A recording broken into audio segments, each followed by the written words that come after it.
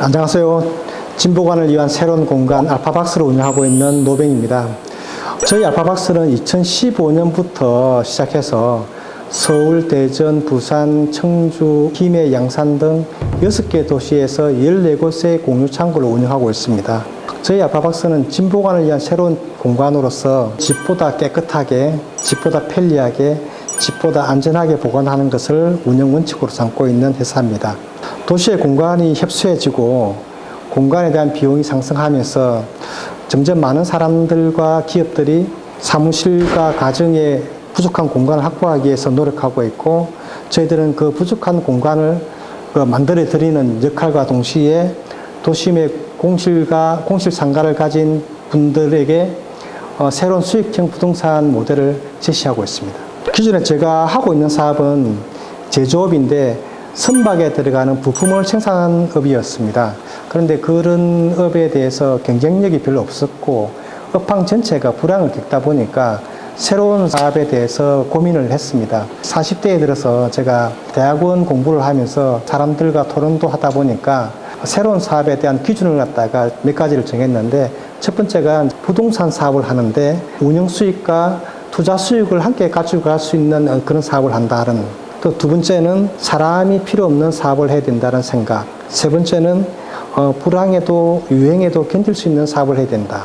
그 다음에 네 번째는 우리가 성공해서 업의 장벽을 만들 수 있는 사업을 해야 된다는 어떤 그런 나만의 그 원칙을 가지고 새로운 사업을 갖다가 구상했었고, 그 구상한 첫 번째 사업이 주차장 사업이었는데, 그 주차장 사업을 하기에는 제가 자금이 없어서 포기를 하고, 두 번째 사업으로는 일단 숙박업을 생각했었는데 그 당시에 어린 아이들을 키우고 있었고 주위에 좀 시선이 따가워서 또 숙박은 포기했습니다. 그때 마침 제가 캠핑을 많이 다니고 있었는데 캠핑 짐이 늘다 보니까 짐을 보관할 공간이 필요를 했습니다. 찾다 보니까 제대로 된 공간도 없었고, 그래서 그 아파트 지하 주차장을 보니까 빈 공간이 있더라고요.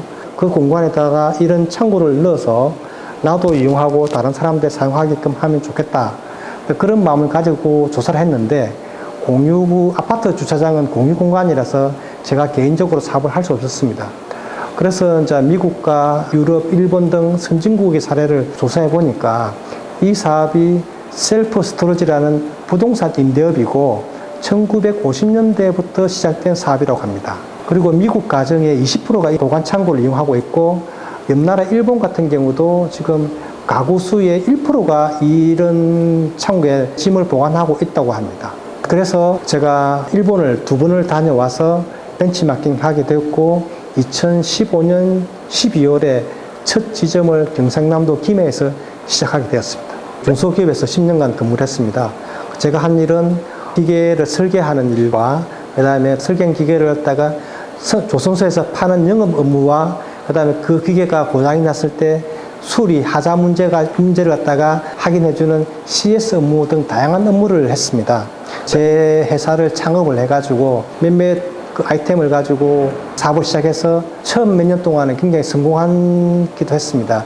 그렇지만 어느 정도 돈을 모으고 난 다음에 제대로 된 사업을 해야 되겠다고 했는데, 그 사업이 이제 수소 관련 사업을 2006년도경에 시도를 해가지고 한 3년 동안 해서 굉장히 돈도 많이 버리고 저한테 굉장히 시련을 가져다 주었습니다. 그런데 다행히도 그 당시에 수소 관련 제품을 개발하면서 가졌던 노하우 때문에 또 다른 제품을 개발하게 됐는데, 지금까지도 우리가 제품을 생산해서 조선소에 납품을 하고 있습니다. 그래서 어떻게 보면 그 당시에 실패한 경험들이 새로운 제품을 만들었고, 그게 지금까지 알파박스를 갖다가 8년간 지속하게 만든 원동력입니다. 준비 기간은 한 2개월 정도로 보면 됩니다.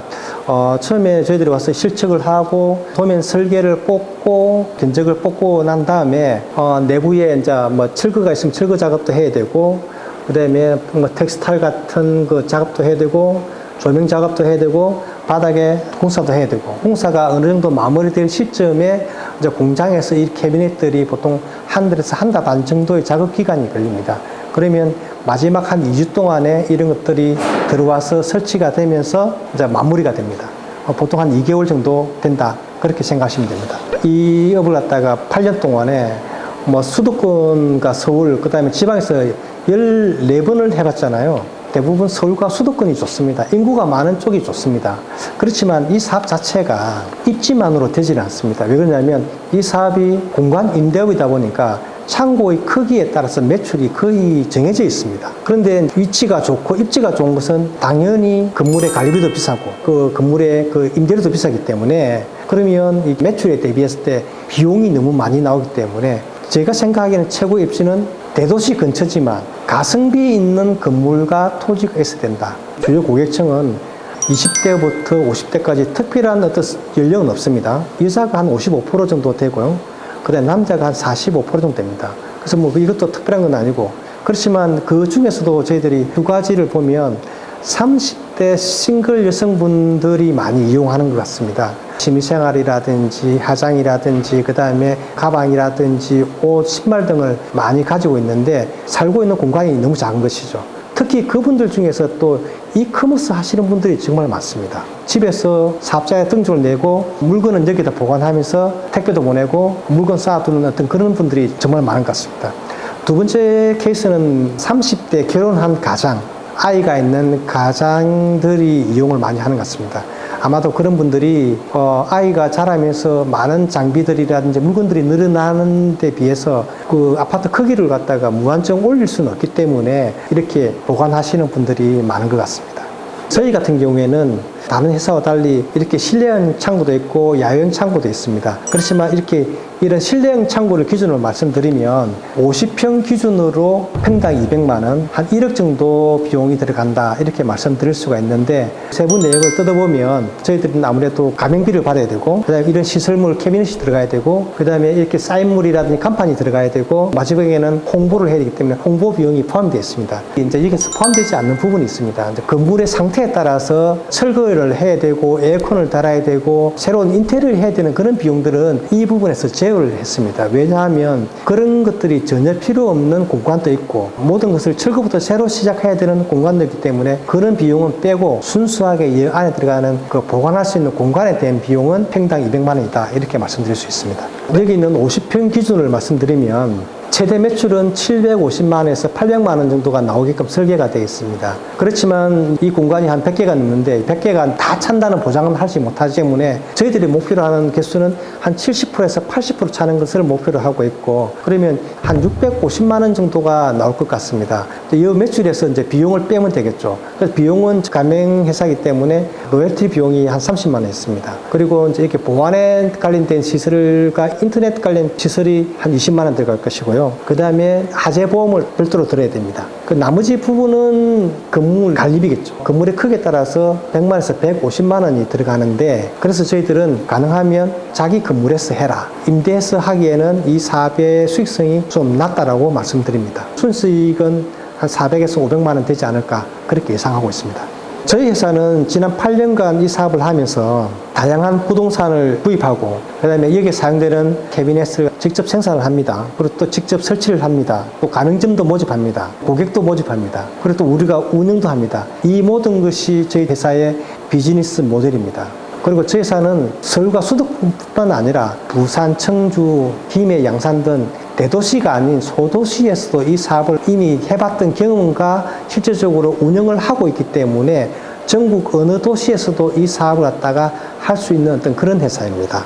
마지막으로 저희 회사는 제조업을 하고 있는 기본을 가지고 있기 때문에 여기에 관련된 특허 3가지뿐만 아니라 다양한 상표를 보유하고 있는 회사이기도 합니다. 아마도 아직까지 이런 공유창고 시장이 한국에서 활성화되지 않았기 때문에 고객을 모집하는 게 가장 힘듭니다. 이렇게 공간을 만들고 이렇게 시설을 하고 오픈을 하는 거는 돈만 있으면 누구나 할 수 있습니다. 스터디 카페하고 이 공유창고하고 수익 구조가 굉장히 유사합니다. 그런데 스터디 카페는 명확합니다. 중고생들이 많은 지역, 대학생들, 취중생들이 많은 지역, 타겟이 정확하고 점주가 그 타겟에 대한 마케팅만 열심히 하게 되면 고객을 바로 모을 수가 있습니다. 그렇지만 이 사업은 건물도 있어야 되고 돈도 있어가 투자를 해야 되고 그 다음에 마케팅을 열심히 해야 된다는 겁니다. 그리고 또 이 사업 자체가 오픈한 다음에 처음부터 수익이 발생되지가 않습니다. 우리 말하는 손익분기점이라는 게 있죠. 관리비와 운영 경비가 나오는 그 분기점까지 한 6개월 정도 걸립니다. 70% 차는 데까지 저희들은 한 2년 정도 시간을 갖다가 잡고 있습니다. 그렇기 때문에 일반인들이 보기에는 이 사업이 정말 힘든 사업입니다. 근데 저희들이 볼 때는 이런 어려운 점이 굉장한 장점으로 되어 있습니다. 2019년도에 목표로 만들어놓은 테이블이 있습니다. 2030년에 가맹점 150곳, 그 다음에 직영점 150곳, 그 다음에 전국의 다양한 토지와 부동산을 소유해서 자산을 1,000억을 목표로 한다고 되어 있습니다. 근데 최근에 들어서는 그 목표를 약간 상향해서 저희가 바라볼 때는 한 2030년경에 이런 한국에서의 공유창고가 4,000개까지 생길 것으로 예상하고 있고, 그 중에서 한 10%, 400개를 저희들이 점유하는 것을 목표로 하고 있습니다. 저도 사실 올해 1월 1일부터 유튜브 촬영을 시작했는데, 그 한번 촬영할 때마다 제가 공부를 하게 되고, 또 사업에 대한 정리를 하게 되고, 정리를 하다 보니까 또 다른 목표를 세우게 되고, 그 목표를 세우기 위한 새로운 디테일한 계획을 세우게 되더라고요. 오늘도 그렇습니다. 이 인터뷰를 하면서 고객에 대해서 다시 한번 생각을 하게 되었습니다.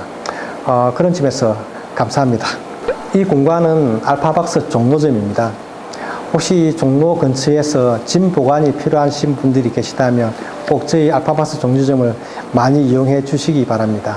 그리고 전국에 계신 많은 공실 상가와 건물을 가진 건물주소님께서도 이 영상을 보신다면 한번 연락 주시기 바랍니다. 저는 만 중반의 나이에 이런 새로운 사업을 시작해서 벌써 8년이 되었습니다. 사람에게는 주어진 시간은 똑같은 것 같습니다. 시작의 시간은 괴롭고 힘들지만 그 시간을 견디고 시간을 축적하다 보면 언젠가는 우리는 또 성공하고 우리가 원하는 경제적 자유를 이룰 것입니다. 감사합니다.